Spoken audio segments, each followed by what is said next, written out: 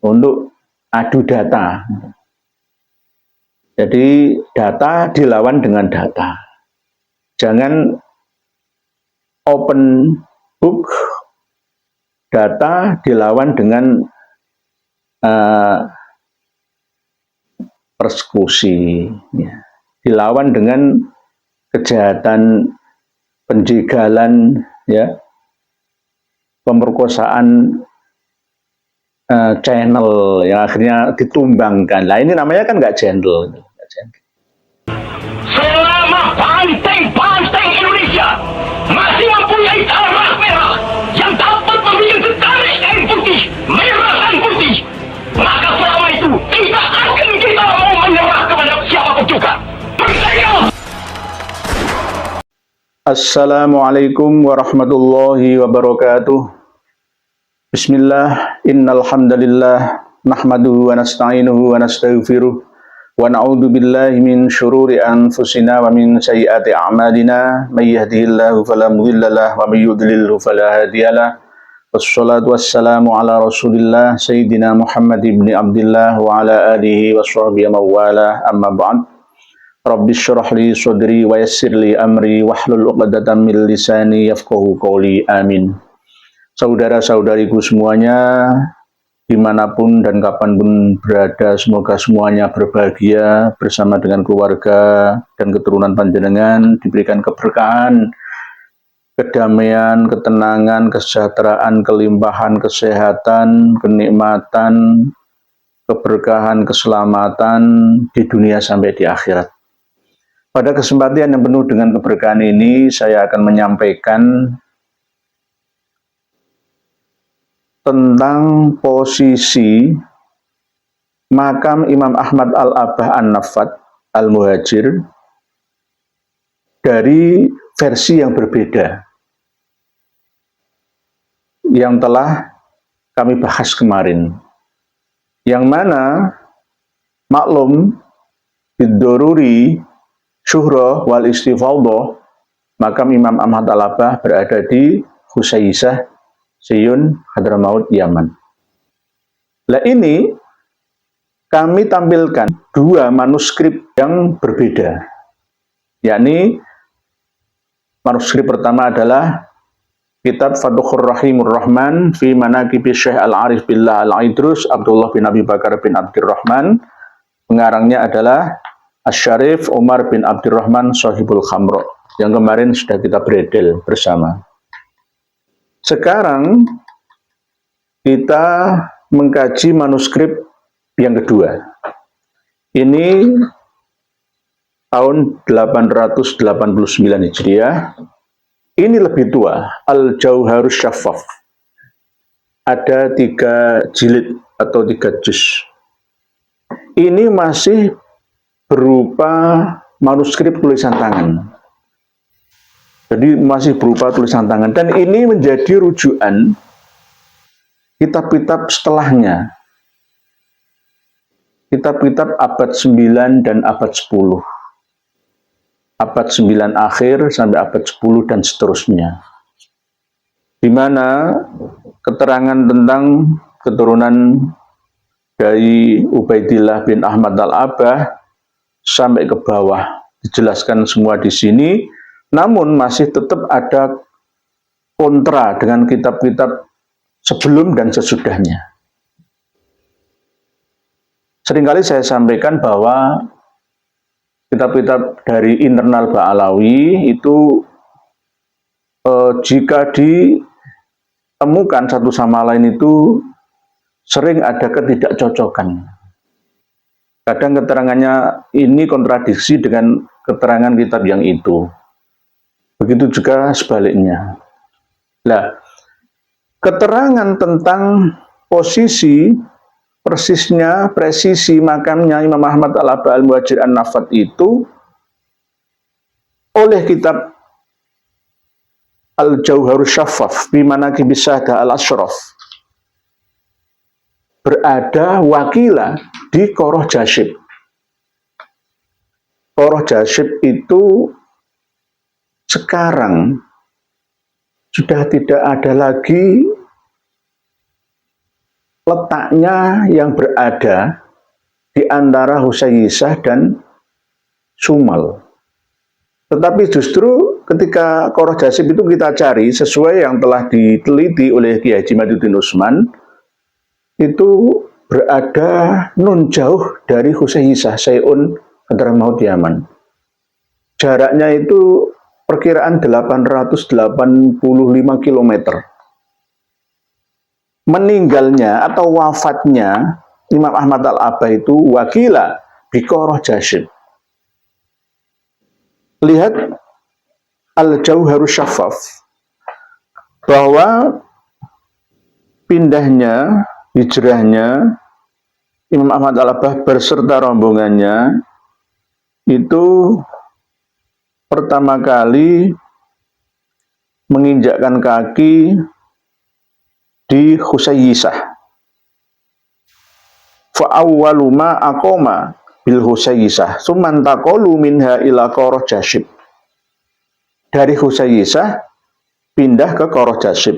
Summan taqalu minha ila Sumal. Jadi Qoroh Jasib itu posisinya di tengah-tengah antara Husayyisah dan Sumal. Tetapi dicari-cari Qoroh Jasib itu sampai sekarang nggak ketemu.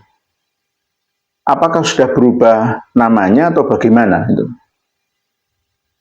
Summan taqalu min Sumal ila Bet Jubair. Lalu setelah itu pindah lagi dari Sumal ke Bet Jubair. Berarti pindah-pindah terus. Setelah dari Bet Jubair, lalu Summan taqalu min Bet Jubair ila Tarim. Jadi sampai pindah ke tempat berikutnya yaitu di kota Tarim. Terus akhirnya watufiya Ahmad bin Isa Al-Madhkur bil Husayyisah Al-Madhkurah.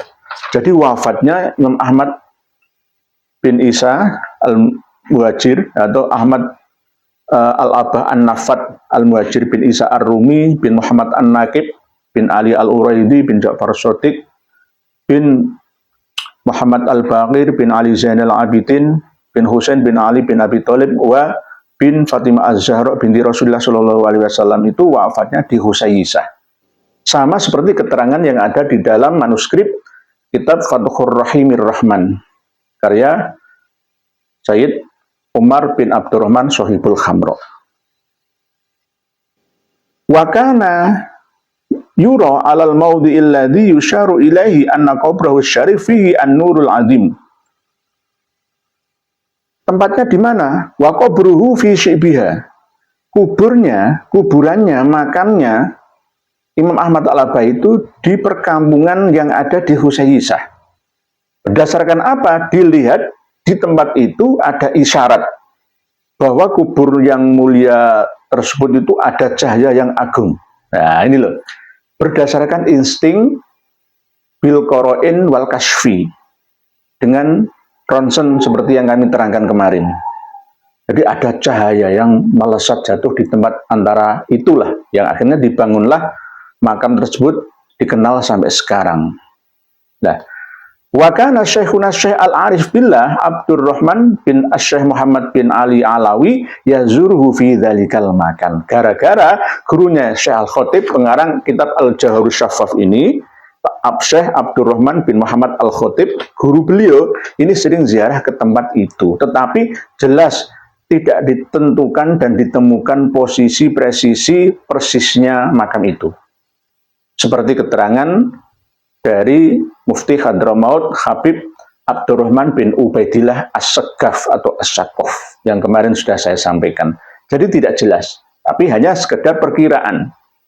Hanya ancer-ancernya saja perkiraan. Jadi tidak dikenal sebelumnya, padahal dari 345 meninggalnya Imam Ahmad Al-Abah sampai Al-Jauharus Syaffaf 885 ini terputus selama 340 tahun, 540 tahun, maaf. Jadi 540 tahun makamnya baru ditemukan, 5 abad lebih. Berdasarkan kitab Al-Jauharus Syaffaf ala Imam Al-Khatib. Aneh bukan? Aneh. Jadi berdasarkan isyarat ya bahwa di situ ada cahaya yang agung. Dan karena di situ juga sering diziarahi oleh Syekh Al-Arif Billah Abdurrahman bin Syekh Muhammad bin Ali Alawi. Kalau yang di Fathur Rahmi Rahman 2, ya, termasuk ya beliau juga menziarahinya makam itu.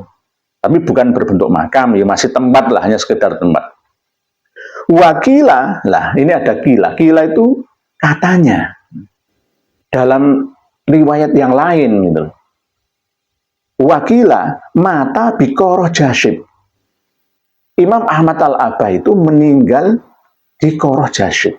Berarti kalau Koroh Jasyib yang saya cari ini ketemunya di 885 km dari Husaisah, tidak mungkin.